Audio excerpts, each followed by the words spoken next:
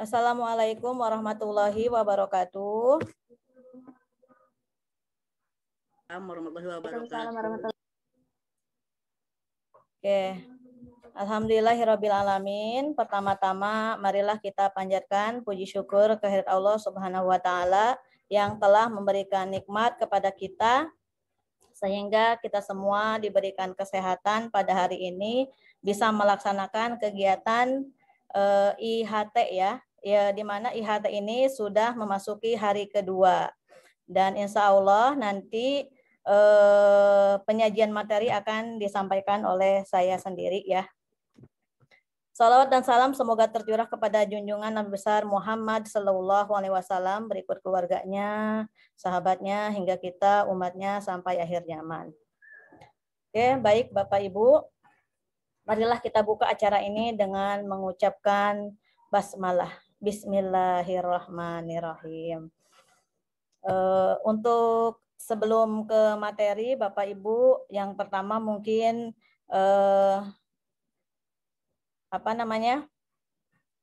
kita bersyukur ya karena kita di sini merupakan salah satu yang menjadi ya. Sudah. Ya. Tolong kalau emang saya bertanya itu ya, dibuka itunya speakernya jadi kita terjadi interaksi. Siap, Bu. Jadi kalau begini saya seperti ngomong sendiri ya Bu ya. Kita di sini harus aktif, yang belum mengerti atau belum paham silakan nanti ditanyakan. Nah, di sini coba kita lihat ya. Ada PPT yang saya buat sederhana. Maaf Ibu, saya atur ini dulu ya posisinya biar bisa kebaca. Oke, kegiatan in-house training hari kedua SDN Taman Sukarya 1.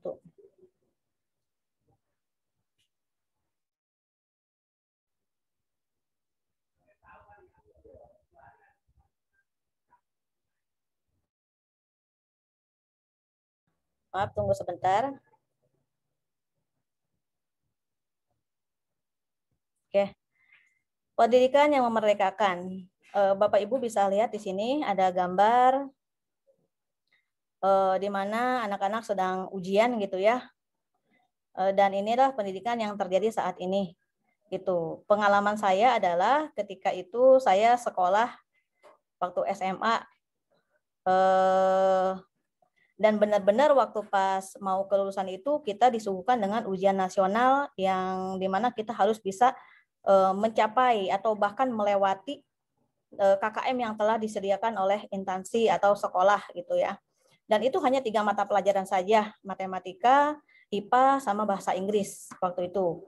Dan itu juga menggunakan lembar kerja komputer, jadi komputer yang mengoreksi. Dan hasilnya luar biasa Ibu Bapak ya. Ada seseorang teman saya yang tidak lulus dalam ujian tersebut. Padahal kalau dilihat dari nilai itu dari matematika sudah bagus, dari bahasa Inggris sudah bagus, ternyata bahasa Indonesia yang anjlok. Ada juga teman saya, dia matematikanya justru yang anjlok gitu. Jadi mungkin kemampuan dan kompetensi mereka itu kan tidak sama gitu ya.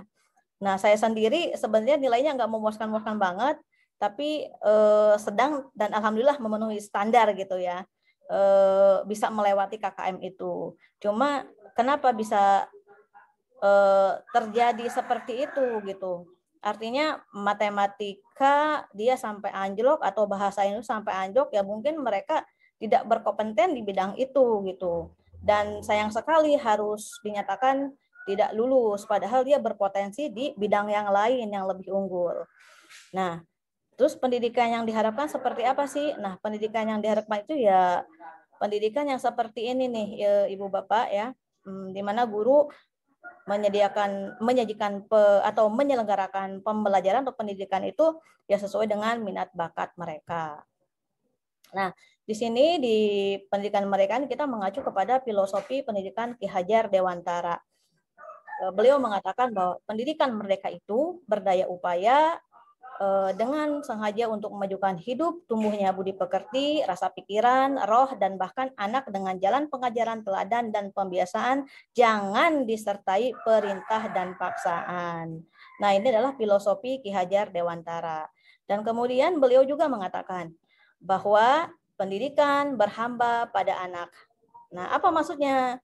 Jadi kegiatan pembelajaran itu bukan berarti kita menjadi budaknya anak ya, Bapak Ibu, bukan. Tetapi di sini diartikan bahwa pembelajaran itu berpusat pada siswa atau pada peserta didik. Kita orientasinya kepada siswa. Kita benar-benar menyelenggarakan, menyajikan pembelajaran itu ya emang kepada siswa. Siswa harus aktif seperti itu ya. Nah, ini apa yang diucapkan oleh Ki Hajar Dewantara. Secara tidak langsung beliau mengatakan bahwa pembelajaran itu emang berpusat pada siswa. Tidak menggunakan dengan ceramah yang monoton seperti itu ya. Kemudian Ki Hajar Dewantara juga menjelaskan mengenai tujuan pendidikan, yaitu menuntun segala kodrat yang ada pada anak-anak agar mereka dapat mencapai keselamatan dan kebahagiaan yang setinggi-tingginya baik sebagai manusia maupun sebagai anggota masyarakat. Nah, itu tujuan menurut Ki Hajar Dewantara, tujuan dari pendidikan. Dan selanjutnya yaitu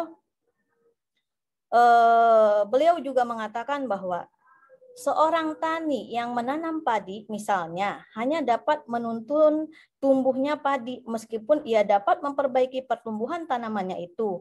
Ia tak akan dapat mengganti kodrat irodatnya. Misalkan ia tak akan dapat menjadikan padi yang ditanamnya itu tumbuh sebagai jagung. Selain itu, ia tidak dapat memelihara tanaman padi tersebut seperti halnya memelihara tanaman kedelai ataupun tanaman lainnya.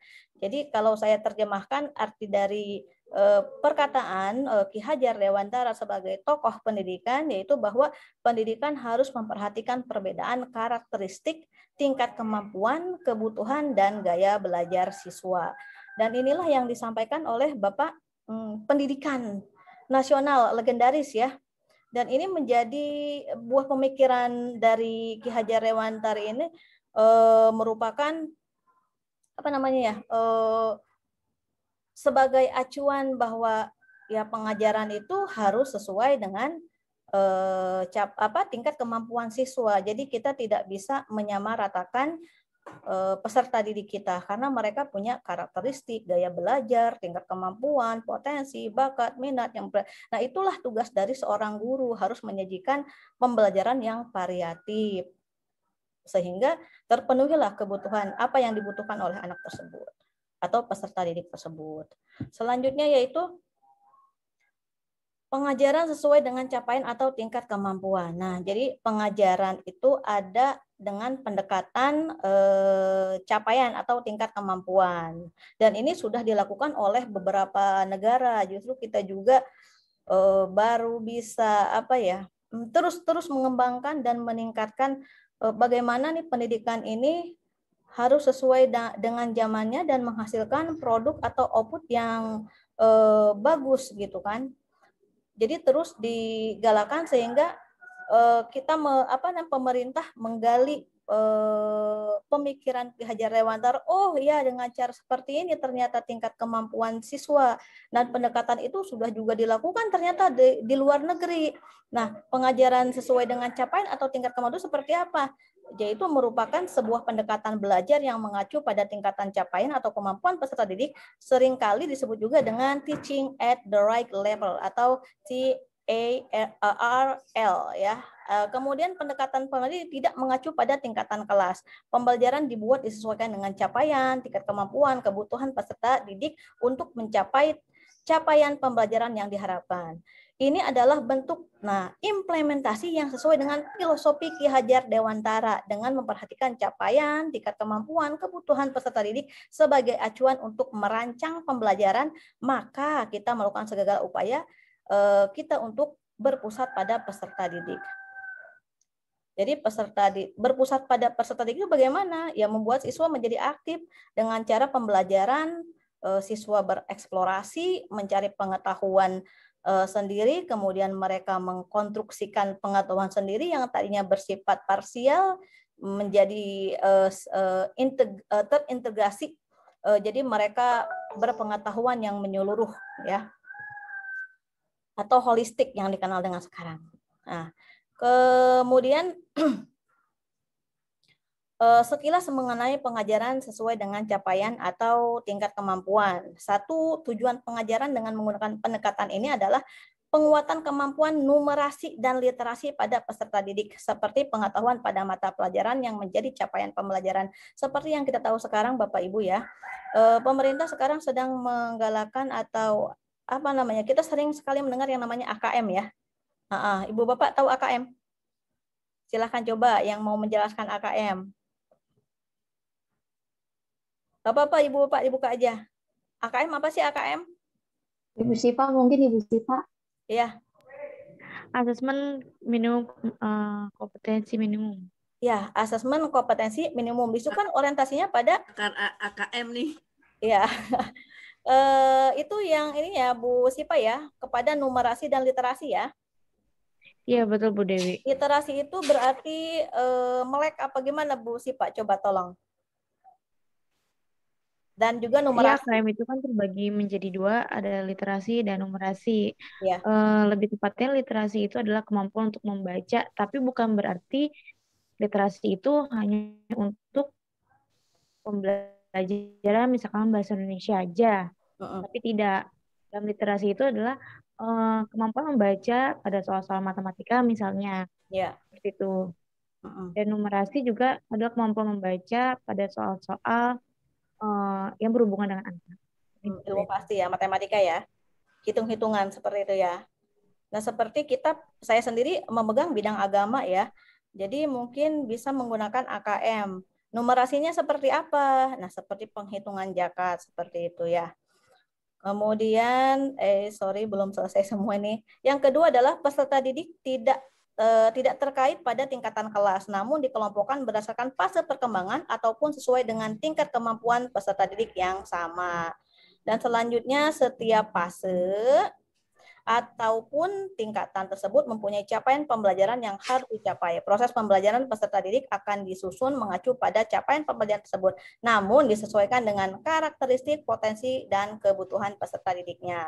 Terus yang keempat adalah kemajuan hasil belajar akan ditentukan berdasarkan evaluasi pembelajaran. Peserta didik yang belum mencapai capaian pembelajaran di fasenya akan mendapatkan pendampingan oleh pendidik untuk bisa mencapai capaian pembelajarannya. Nah, terus gimana sih tahapannya gitu? Seperti apa sih? Yang pertama adalah kita melakukan asesmen, kemudian perencanaan, dan setelah itu baru kita melakukan pelaksanaan atau pembelajaran. Asesmen ini seperti apa, Bu? Nah, asesmen ini berarti penilaian secara diagnostik. Jadi kita menganalisa dulu karakternya seperti apa, terus tingkat kemampuannya itu seperti apa. Nah, itu didiagnostik terlebih dahulu melalui asesmen. Kalau kita sudah mengenali seperti potensi, karakter kebutuhan, tahap perkembangan, capaian pembelajaran pada anak, baru kita melakukan perencanaan. Nah, inilah yang paling utama nih Bu, Bapak ya. Direncanakan terlebih dahulu mau seperti apa skenario pembelajaran agar kebutuhan peserta didik tercukupi itu, sehingga hasil belajar atau tujuan pembelajaran yang dicapai itu tersampaikan dan tercapai. Nah, baru ke pelaksanaannya. Kemudian untuk menerapkan pendekatan pengajaran ini, apa hal pertama yang harus kita lakukan? Ada yang bisa menjawab? Silakan Bapak Ibu. Ada yang punya opini? Gak apa-apa, diutarakan saja. Ayo. Bu Dewi, saya mau coba jawab dong. Iya, boleh Bu Pipi. Ya, mungkin kita mendiagnosis dulu ya terlebih dahulu dari karakteristik anak itu dulu sendiri. Seperti itu ya, untuk mengetahui ke depannya ini seperti apa sih gitu. Karena kan semua pembelajaran itu diawali dari atau penerapannya itu sesuai dengan yang tadi Bu Dewi sampaikan. Berarti kita benar harus melihat dulu karakter anak, karena semua apa yang kita sampaikan itu suka berbeda pendapat atau berbeda apa yang anak tangkap dari kita. Jadi kita harus mengenal dulu peserta didik kita. Seperti itu Bu Dewi, terima kasih. Iya, terima kasih Bu Pipi. Mungkin ada yang lain yang menambahkan? Iya, betul ya Ibu Bapak. Jadi jika Anda merasa bahwa hal pertama yang perlu dilakukan untuk menerapkan pengajaran yang sesuai dengan capaian atau tingkat kemampuan peserta didik adalah dengan mengenal peserta didik. Itu benar ya. Jadi sebelum kita membuat pembelajaran yang berpusat pada peserta didik ya harus mengenal peserta didik terlebih dahulu dengan cara tadi Bu Pipi benar ya, melakukan diagnostik terlebih dahulu dengan melalui asesmen yang telah kita buat. Dan kemudian yang terakhir ya, ini sebagai catatan buat kita semua sebagai tenaga pendidik, sebenarnya sih ya kita ketika mengajar juga sudah bisa merasakan ya bahwa semua anak itu unik. Tidak ada satupun anak yang sama. Anak kembar pun mempunyai DNA yang berbeda. Tentunya masing-masing anak mempunyai pendekatan yang berbeda pula dalam belajar. Yang kedua adalah apa yang dikenali terkait peserta didik pun juga beragam. Tidak hanya terkait dengan gaya belajarnya saja. Bisa berupa sesuatu yang sifatnya non-kognitif seperti psikologi mereka atau kejiwaan mereka ataupun kognitif pengetahuan mereka seperti itu. Nah, gimana pendekatan capaian pembelajaran ini dilaksanakan gitu. Nah, pemerintah sendiri sudah menyiapkan atau sudah membuat ya ini program sekolah penggerak. Jadi program sekolah penggerak itu nanti kita akan menggunakan kurikulum sekolah penggerak dan itu nanti akan dibahas di hari kedua ya Ibu Bapak. Hari ketiga, sekarang hari kedua. Jadi ini merupakan latar belakang kenapa kok bisa apa itu sekolah penggerak gitu ya. Nah inilah yang melatar belakangi sekolah penggerak. Jadi pemerintah sudah menyiapkan atau sudah memprogram melalui program sekolah penggerak dengan kurikulum yang digunakan adalah kurikulum sekolah penggerak. Nah Bapak Ibu, kurikulum sekolah penggerak ini bukan kurikulum yang baru dibuat oleh pemerintah, bukan. Tetapi kurikulum sekolah penggerak adalah merupakan transformasi kurikulum sebelumnya. Jadi kurikulum yang lama itu masih eksis, tetapi ditransformasi dengan adanya yaitu kurikulum sekolah penggerak ini. Nanti kita akan bahas ya, ada melalui kerangka kurikulum, ada strukturnya, terus profil pelajar Pancasilanya, nanti ada prinsip pembelajaran dan asesmen juga. Seperti apa sih? Nanti kita akan bahas di hari ketiga. Ya gitu. Ya. Dari sini mungkin Ibu Bapak sudah memahami apa ada yang masih bingung? Kalau masih bingung ya sama seperti yang saya rasakan waktu diklat 10 hari sebelumnya gitu ya.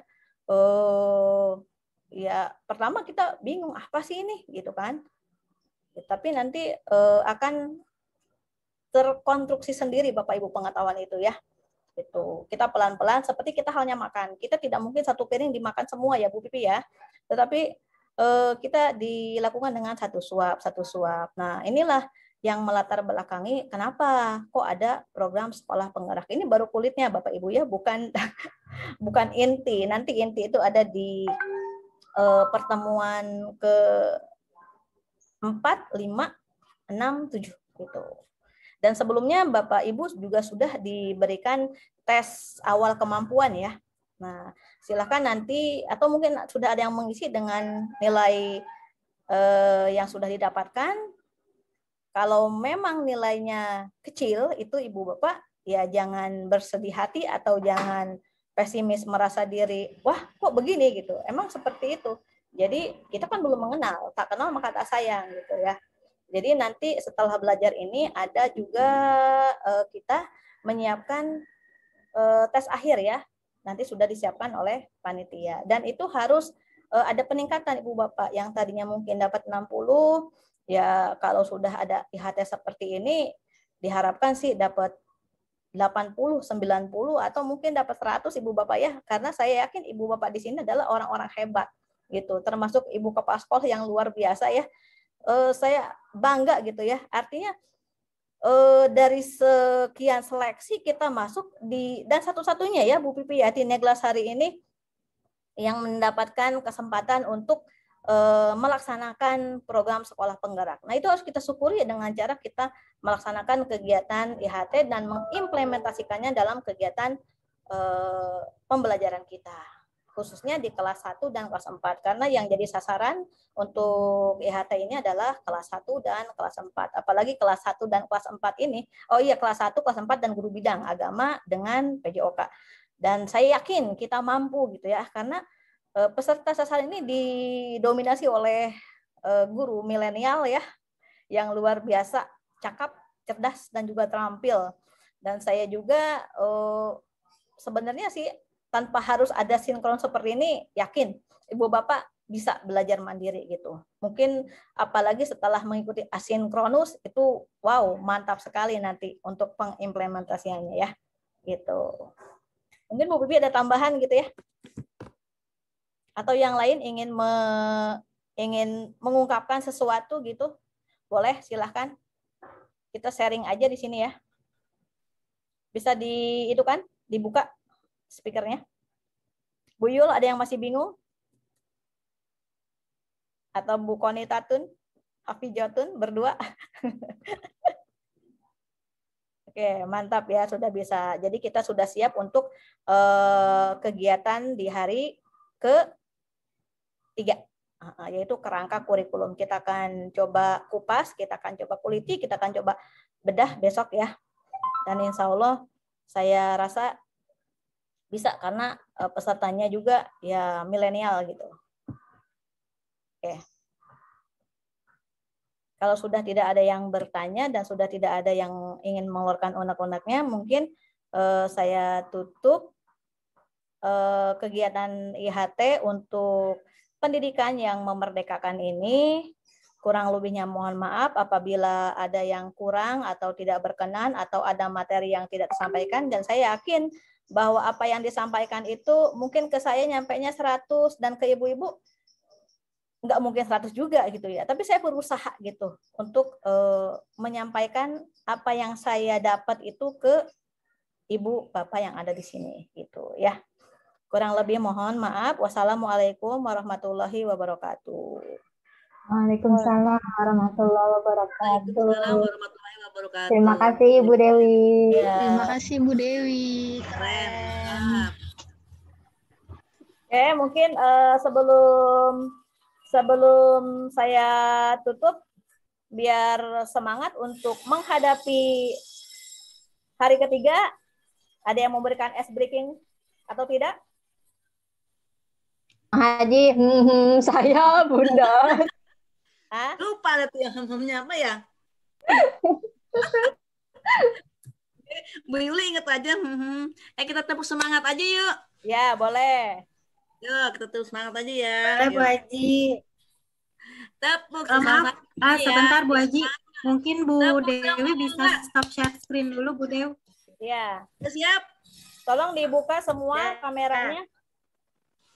Semua on cam ya. Belum. Sudah ya.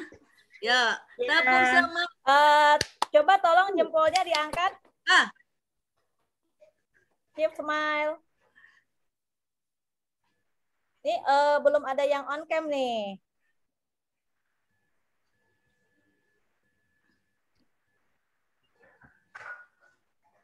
Oke. Coba yang lain di apa namanya? Bu Dita tolong screenshot juga ya. Nah, tolong dibantu. Takutnya di sini di saya jaringannya kurang sehingga masih belum ada yang on cam nih. Gayanya seperti apa Bu Dita? Jempol 2?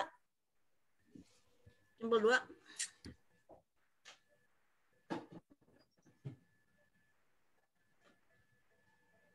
Nah, belum ada yang on kan Bu Ati buka kameranya dulu. Bu Ati mana tuh Bu Ati? Mungkin bisa dipanggil Pak Budimin. Pak Budimin, Pak kenapa belum lagi sih Pak? Bu Sipa ya Bu Sipa. Stop record aja dulu mungkin ya. Recordnya stop aja. Udah bawa sih Yumna si Pak. Oh iya.